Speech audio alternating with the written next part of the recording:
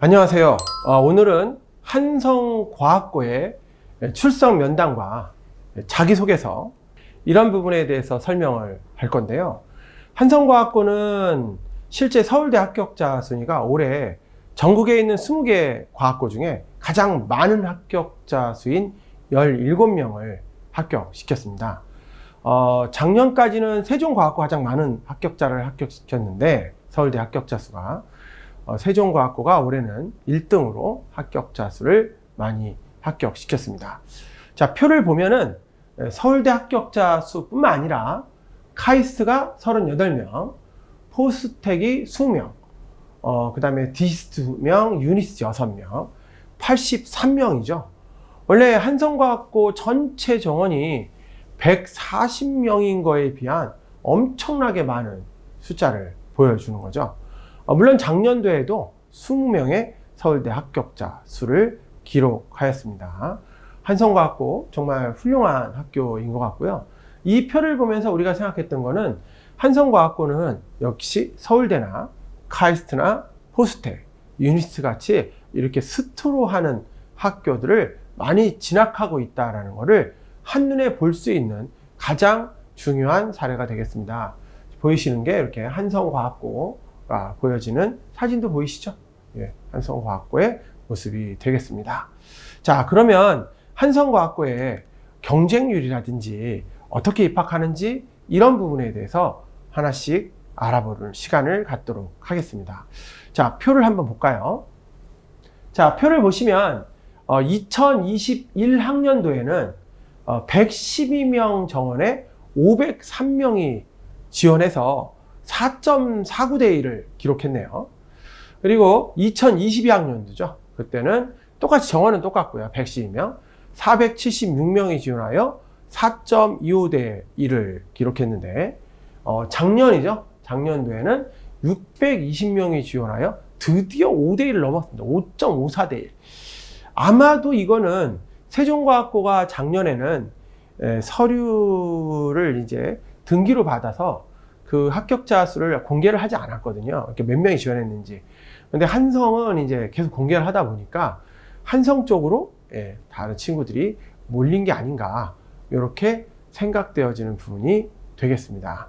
자, 그래서 작년에 경쟁률이 5.54대 1로 많았다라고 하는 거고요. 올해 경쟁률을 예상을 해보면 작년도에는 학생 수도 많았고 실제적으로 그런 세종과학고 대비하여 경쟁률이 나타나고 나타나지 않는 부분도 있어서 올해는 작년도 대비해서 이 경쟁률이 작년보다는 약간은 낮아질 것으로 예상하고 있습니다. 하지만 여전히 과학고가 전기고 준비하려는 친구들이 많이 있기 때문에 여전히 경쟁률은 5.54대 1에 낮아진다 하더라도 거의 차이 안 나는 약간의 차이만 있을 것으로 예상이 됩니다. 다음은 이제 사회통합전형에 대해서도 한번 알아볼까요?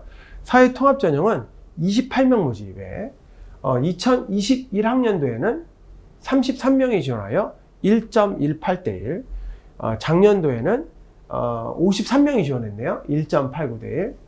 그 다음에는 68명이 지원하여 2.43대 1로 사회통합전형 숫자가 점점 늘어나고 있습니다. 아마 이 부분도 올해는 작년도 대비해서 조금은 낮아질 것으로 생각이 되어지긴 하는데 그래도 큰 차이는 없어 보입니다. 왜냐하면 사회통합전형에 지원하는 친구들의 상당수가 다자녀의 학생들이 많이 지원을 하고 있습니다. 다자녀 학생들이 소득분이 맞춰서 이제 보통 지원하게 되는데 그런 친구들 때문에 저 경쟁률이 여전히 압도적으로 올라가고 있다는 것을 우리가 확인할 수 있습니다. 그래서 한성과학고 경쟁률 한번 살펴봤습니다. 자, 입시 일정도 한번 알아볼 건데요. 지금 보시면 올해죠. 2023학년도에는 8월 22일 날 화요일 날이죠. 이때 인터넷 접수를 처음 시작을 합니다. 처음 시작을 하고 그리고 원서 접수, 직접적인 원서 접수는 일주일 후죠. 일주일 후에 8월 28일 월요일부터 원서 접수를 시작하게 되는데요. 인터넷 접수를 미리 하는 이유는 우리가 학교에서 추천서를 받으려면 코드 번호가 있어야 돼요. 자기가 이제 원서를 넣게 되면 접수 번호를 받게 되거든요. 그 접수 번호를 이제 선생님이 제출하면 선생님이 그 제출 번호에 맞춰서 이제 추천서를 입력하게끔 되어 있거든요. 그래서 8월 23일 날 미리 인터넷 접수를 하셔서 접수 번호를 받아 놓으셔야 사실상 입력을 할 수가 있게 됩니다. 그래서 2022년부터 이렇게 접사이트에 들어가서 접수를 해 놓으셔야 한다라는 거고요. 이 원서 접수는 8월 28일부터 8월 30일까지 방문 또는 우편 접수인데 마감일까지 지켜야 되는 거고요. 세종과학고 경우에는 소인이 8월 30일까지 지키는 이제 접수가 되는 거고, 한성과학고는 도착을 해야 됩니다. 그때까지. 그러니까 예를 들어서 한성과학고라고 한다면 직접 방문해서 접수하시는 게 가장 좋습니다. 방문해 접수하셔야지 괜히 이제 보냈는데 도착 안 하면 상당히 또 문제가 될 수 있습니다. 그래서 가능한 방문해서 접수할 거를 꼭 추천드립니다. 출석 면담은 9월 6일부터 11월 3일까지 이거는 세종과학고하고 동일합니다. 날짜 동일하고요. 대부분 이제 세종과학고나 한성과학고는 학교에 가서 면담을 하게 되는데요. 이때 면담하기 전에 학교의 선생님이 이제 추천 써준 담당 선생님한테 전화로 실제 진위 여부를 확인하거나 잘못된 부분이 있으면 수정을 하는 그런 시간을 갖게 되기 때문에 사실상 면담의 준비를 철저하게 해 주셔야 됩니다. 언제 그러면 우리 지역이 언제 면담을 할까요? 그거는 모릅니다. 그건 학교의 일정에 맞춰서 랜덤으로 이렇게 추첨이 되기 때문에 아무래도 학교 일정이 서로 다 다르기 때문에 같은 학교 친구들은 거의 같은 날 면접을 할 가능성이 굉장히 높습니다. 하지만 이제 그 날짜도 서로 다를 수 있어서 9월 6일부터 11월 3일까지 중에 언제 나올지는 모르니까 그냥 9월 6일이다 라고 생각을 하고 준비하시길 바랍니다. 이렇게 해서 1단계를 통과하면 이제 소집 면접 11월 25일 날 직접 학교에 가서 면접을 보게 되는 내용이 되겠습니다. 한성과학고 일정에 대해서 한번 알아봤는데요. 그러면 구체적으로 요강이 어떻게 다른지 하나씩 요강을 보면서 말씀을 드리겠습니다. 한성과학고는 마찬가지로 112명, 일반전형 112명이고 사회통합전형 28명, 정원의 20%죠. 그리고 정원외로 보훈자 자녀 4명, 특수교육 대상자 2명, 고위특례 2명 이렇게 해서 총 8명 이내로 정원외로 모집을 하고 있습니다. 한성과학고나 세종과학고, 경기북과학고 어떤 과학고든지 대부분의 과학고에서는 반영 과목이 수학하고 과학만 반영을 하게 됩니다. 저한테 질문 많이 하는 경우가 있습니다. 제가 이번에 도덕에서 C를 받았는데 이것이 한성과학고 입시를 준비하는데 큰 불이익이 되나요? 이런 얘기 정말 많이 듣고 있습니다. 근데 반영 과목은 다시 한번 얘기하지만 수학과 과학만 반영이 됩니다. 다른 과목은 반영되지 않습니다. 근데 이런 얘기는 한번 해볼 수 있습니다. 원래 수학과 과학만 반영되는 건 사실이지만 우리가 생활기록부 2를 제출할 때 다른 과목 성적이 그 생활기록부 내에 이렇게 보여요. 예를 들어서 영어가 B가 나오거나 국어가 만약에 A가 나오고 사회가 C가 나오고 이렇게 나오게 되면 실제적으로 그 점수가 몇 점인지 점수는 안 나오지만 A, B, C, D의 성적표에 이렇게 보이게 됩니다. 그러니까 면접관 입장에서는 생활기 열어봤는데 그 과목이 갑자기 영어가 B가 나왔거나 국어가 C가 나왔거나 이러면 그냥 눈여겨 보이지 않습니까? 그럼 물어볼 수 있습니다. 물론 안 물어보고 넘어갈 수도 있지만 물어볼 수 있어요. 물어봤을 때 답변이 어떻게 하느냐 여부에 따라서 사실상 관영 과목이 아닌 성실도죠. 생활기록부를 어떻게 채웠는가에 대한 성실도에 대한 감점이 될 수 있기 때문에 전체 과목 성적이 좋아야 한다라고 얘기를 하는 것이지 실제 반영 과목은 수학과 과학만 반영된다는 걸 정확하게 알고 있어야 합니다. 여기서 한 가지 더. 그렇다면 수학과 과학에서 혹시라도 모두 A가 아니라 B가 나오거나 아니면 어떤 경우 C가 나올 수도 있겠죠. A가 아닌 B가 나온다든지 이런 과목이 있을 때 사실상 제가 한성과학고 입학을 넣었을 때 가능합니까? 라고 물어보는 경우가 있습니다. 사실상 B가 나온다는 거는 과학이나 수학 과목에 성적이 떨어진다는 얘기고 실제 실력도 떨어진다는 얘기가 될 수 있지만, 이 과학고에서는 점수로 반영하는 게 아니라 정성평가죠. 전체적으로 이 친구가 얼마나 공부를 잘했는가를 보여주는 그런 평가 기준을 하기 때문에 B가 나온다 하더라도 실제적으로 붙은 사례도 있고 사실상 지원하는 데 있어서는 상관이 없습니다. 하지만 분명히 생각할 거는, 만약에 과학에서 B가 나왔다면 실제 실력이 정말로 B일 수도 있다는 생각은 본인 스스로 생각해 볼 수도 있지 않을까, 이런 생각이 됩니다. 원래는 A였는데 정말 어쩔 수 없는 상황에서 B가 나올 수도 있지만 실제 실력이 B가 나올 수도 있다면, 사실상 그런 친구를 한다면 절대 합격하기는 어렵겠죠. 그래서 당연히 성적에 모두 A가 되는 게 원칙이지만, B가 나온다고 해서 수학 과학에서 B가 나온다고 해서 과학고에 지원을 못하거나 실제 합격을 못하는 것은 아니다 라는 겁니다. 그리고 2단계에 가서는 3학년 2학기 성적인 수학과 과학까지 들어가게 됩니다. 그러니까 주의하셔야 되고요. 갑자기 2학기 때부터 좀 방탕한 생활을 해서 수학과 과학 점수가 안 좋게 나오거나 이러면 굉장히 안 좋습니다. 그건 떨어질 수 있어요. 또 하나 있죠. 여기서 한 가지 우리가 넘어갈 수 있는 거, 뭐 코로나하고 이렇게 하다 보니까 친구들이 결과를 했거나 또는 지각을, 온라인 수업이니까 지각을 했거나 또는 결과를 하는 경우도 있었습니다. 그런데 그런 경우가 미인정인 경우에는 3번까지가 되면 한 번에 미인정 결석이 됩니다. 그래서 3번이 아닌 경우는 2번까지는 괜찮지만 3번부터는 미인정 결석이 돼서 감점 요인이 되니까요. 그거는 꼭 잘 확인해 주시기 바랍니다. 자, 그 다음 전형 절차에 따라서 어떻게 입학을 하는지 또 한번 알아보겠습니다. 전형 절차 보시죠. 자, 전형 절차를 보면 1단계가 서류평가 및 출석 면담, 그리고 소집 면접 대상자 선정이라고 이렇게 나오네요. 무슨 뜻이냐면 1단계 때 서류를 내면 모두 출석 면담, 모두 면담을 할 수 있게 해준다는 얘기잖아요. 그래서 여기서 모두 면담을 하고, 그리고 1.5배수. 그러면 한성과학고가 작년에 5대1이 넘어가지 않았습니까? 이 상황에서 1.5배수면은 이 1단계 경쟁률만 3대1이 넘어간다는 얘기잖아요. 거의 4대1 가까이 된다는 얘기이기 때문에 1단계의 출석 면담이 무엇보다도 중요한 요소라고 할 수 있겠습니다. 2단계 소집 면접에서는 1.5대1이잖아요. 상대적으로 경쟁률이 좀 낮아진 거죠.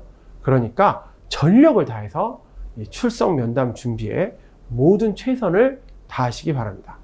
출석 면담 때는 생활기록부 2죠. 우리가 낸 거 2에다가 생활기록부 2란 얘기는 어떤 내용이냐면 그 영재원이라든지 아니면 학교에서 받은 수학 내용이라든지 이런 내용들이 모두 삭제된 상태에서, 점수도 삭제되는 거죠.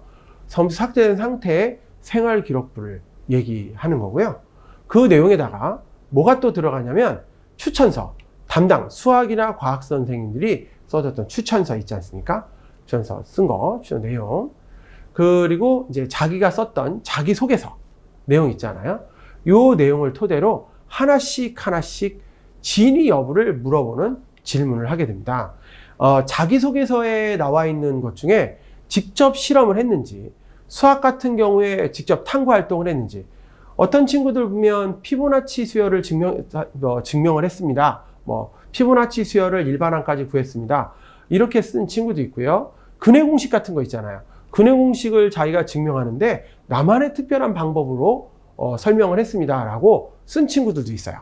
또 어떤 친구들은 근해 공식 말고도 중학교 때 배우는 피타고라스 정리 같은 거 있잖아요.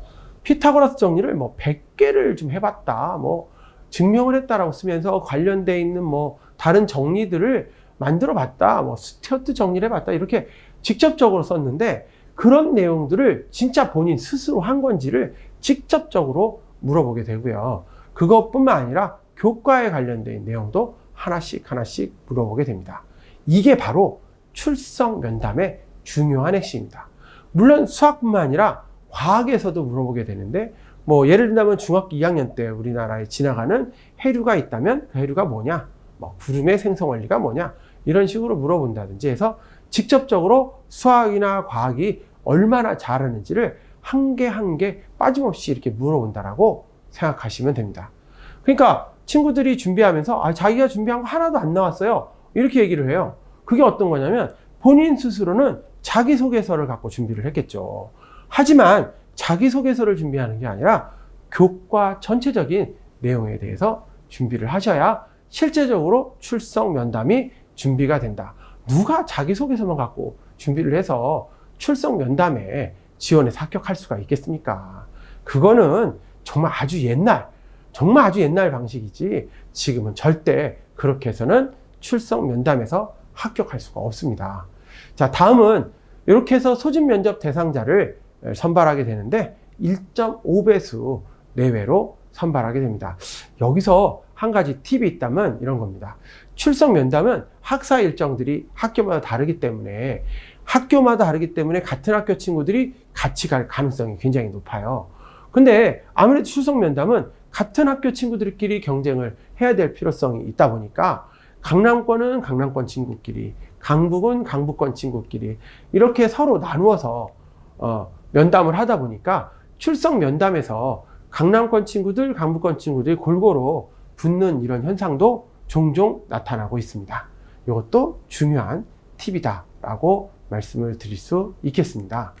자, 그러면 한성과학고의 자기소개서는 도대체 어떻게 바뀌었는지에 대한 내용을 하나씩 알아보도록 하겠습니다.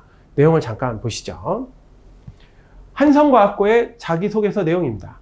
지원자가 중학교 기간 동안에 수학과 과학 분야에 크게 성장할 수 있었던 탐구 활동과 자기 주도적 학습 경험을 구체적으로 기술하시오라고 되어 있습니다. 800자고요. 작년에는 1100자였는데 800자로 줄었습니다. 이 800자를 어떻게 채울까 한번 생각을 해보겠습니다. 탐구 활동은 주제, 동기, 과정, 결과, 배우고 느낀 점, 탐구 보고서처럼 써져 있죠. 그럼 내가 탐구 활동을 1개를 할 수도 있고 2개 할 수 있고 3개 할 수도 있죠. 보통의 경우는 메인 주제 같은 경우는 한 600자 정도로 구체적으로 쓰시고, 서브 주제 같은 경우는 한 200자로 짧게 쓰는 거를 권해드립니다. 왜냐하면 보통 우리가 800자를 아주 메인으로 다 채울 수도 있지만 그런 경우 친구들보다는 한 2가지 요소를 적절히 섞어서 써주는 것이 굉장히 좋은 방법이 아닌가 싶습니다. 그래서 수학이나 과학 분야에 만약에 2개씩 한다면 4가지의 사례가 되겠죠. 수학 2개, 과학 2개니까. 이 내용들이 어떤 내용이냐면 바로 이런 겁니다. 과학이나 수학 분야의 교내나 교외 활동 중에 학교에서 한 활동 말고도 쓸 수 있다는 걸 잘 보세요. 교외 활동, 교내 교외 활동 중에 자신에게 의미 있다고 생각하는 활동의 주제, 그리고 동기, 과정, 결과, 배우고 느낀 점, 그것이 자신의 성장에 어떤 영향을 주었는지를 쓰게끔 되어져 있습니다. 이때 중요한 거는 탐구 활동을 주제, 탐구 과정, 결과는 보고서를 쓰듯이 쓰는 것이 아니라 스토리 형식으로 써야죠. 주제, 동기, 과정, 결론, 이렇게 보고서 형태로 쓰는 것이 아니라 스토리 형태로 써줘라 라고 하는 겁니다. 물론 양식은 탐구 보고서 양식이지만 특별하게 스토리를 하듯이 이렇게 줘야 되면 한다라는 거고요. 또 하나는 이제 과학 수학 분야의 탐구 활동 경험에 이 창의적으로 문제를 해결하거나 남다른 도전, 상당히 말하기는 쉬운데 어려웠던 건데요. 남다른 도전, 창의적 문제 해결력. 이 잘 생각해 보세요. 우리가 어떤 걸 연구하기 위해서 대부분 어떤 생각을 하게 되면 네이버부터 찾게 되죠. 남들이 했던 걸 한번 보고 베끼게 됩니다. 그것이 아니라 스스로 창의적으로 문제 해결했던 거, 이게 중요한 사례지, 네이버에 있는 걸 그대로 쓰거나 구글 검색해서 그대로 쓰거나 아니면 어디 해피하우스 같은 데 사다가 그대로 쓰는 거는 별로 좋은 방법이 되지 않는다라고 하는 겁니다. 그래서 이런 부분에 대해서는 본인 스스로 활동했던 내용을 써라 라고 하는 겁니다. 그런데 그 다음에도 한번 보면 이런 겁니다. 주변의 현상이나 과학 또는 수학의 지식을 이용하여 해석하거나 자신의 주장을 논리적으로 펼친 사례. 내가 생각하기엔 이게 맞는 것 같다라고 하는 거죠. 나는 다른 사람들이 생각했던 것과 좀 다른 어떤 내용에 대해서 한번 해보겠다라고 하는 거를 말씀드릴 수 있는 겁니다. 그리고 이런 거를 이제 스스로 계획을 세우고 경험한 사례들을 쓰는 내용이라고 할 수 있겠습니다. 자, 여기 보시면 마지막에 과학고의 학업 수행에 적합하다고 스스로 평가할 수 있는 자기주도 학습 사례입니다. 본인 스스로 과학고의 학업 수행에, 과학고를 들어가서 학업을 수행하는 데 있어서 맞다고 생각하는 사례를 쓴다는 얘기죠. 너무 높거나 너무 낮거나 한 사례를 쓰지 말라는 얘기겠죠. 대학에서 했던 연구를 베끼거나 하는 내용이 아니고, 아니면 너무 낮아서 초등학교 실험이 되거나 하는 내용이 아닌 과학고의 학업 수행을 하는 데 있어서 적합한 사례를 써라 라는 내용이 되겠습니다. 좀 도움이 많이 되셨을까 모르겠습니다. 뭐 간단하게 우리가 예를 든다면 뭐 수학이라든지 과학에서 사례를 한번 찾아볼 수가 있겠는데요. 수학 같은 경우에 피타고라스 정리를 여러 번 반복해서 훈련하면서 그거에 관련되어 있는 다른 정리들을 한번 찾아보거나요. 중학교 2학년 때 썼던 도형의 닮음이나 외심이나 내심 과정을 통해서 새로운 나만의 어떤 방법을 찾는 사례들도 한번 좋은 예이겠죠. 물리 같은 경우에 물체를 쌓아서 무게중심을 한번 실험을 해본다거나, 아니면 역학적 에너지 같은 거 있죠. 물체를 떨어뜨렸을 때 역학적 에너지를 이용한 실험을 한번 해본다는 것도 좋은 사례가 될 것으로 생각이 되어집니다. 자, 그리고 한성과학고 자기소개서 중에 인성에 관련된 것도 한번 보도록 하겠습니다. 지원자의 배려 나눈 협력, 타인 존중, 규칙 준수, 대인 관계, 갈등과 관계 지향성이죠. 소통 능력, 리더십과 같은 덕목 중에서 구체적인 실천 사례를 듣고 그 과정을 통해서 배우고 느낀 점을 기술하시오. 인성은 이런 겁니다. 이 내용이 모두 포함되어 있는 내용을 쓰란 얘기가 아니에요. 이 중에서 본인이 직접적으로 갖고 있는 사례들을 쓰란 내용이죠. 친구들이 이런 얘기를 하면 뭐 누구를 도와줬거나 멘토링 활동이죠. 아니면 뭐 동네에 자기 반에 항상 왕따가 존재해요. 그 왕따를 자신이 돕기 위해서 행동을 합니다. 행동을 해요. 행동을 하는데 그 친구 입장에 생각해 보니까 그냥 도와주려고 하니까 다른 시선도 있고, 그러니까 자기가 있던 무리의 친구들을 잘 설득해. 리더십 있는 거죠. 그래서 그 친구 협력해서 그 친구를 도와줘. 협력이 있는 거죠. 나눔도 있죠. 그 친구 입장에 생각 배려도 있죠. 이렇게 되는 거는 사실상 현실적인 내용이 아니라는 거죠. 왜냐하면 이건 꾸며낸 얘기일 수밖에 없잖아요.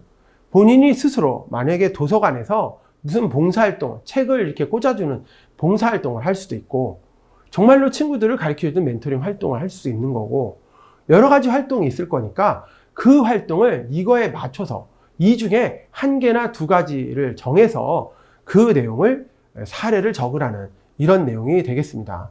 꾸며서 내용을 쓰라는 얘기가 아니라는 거 명심하셔야 됩니다. 자, 다음으로는 한성과학고 자기소개서 작성 중에 진로 활동에 대한 내용을 보도록 하겠습니다.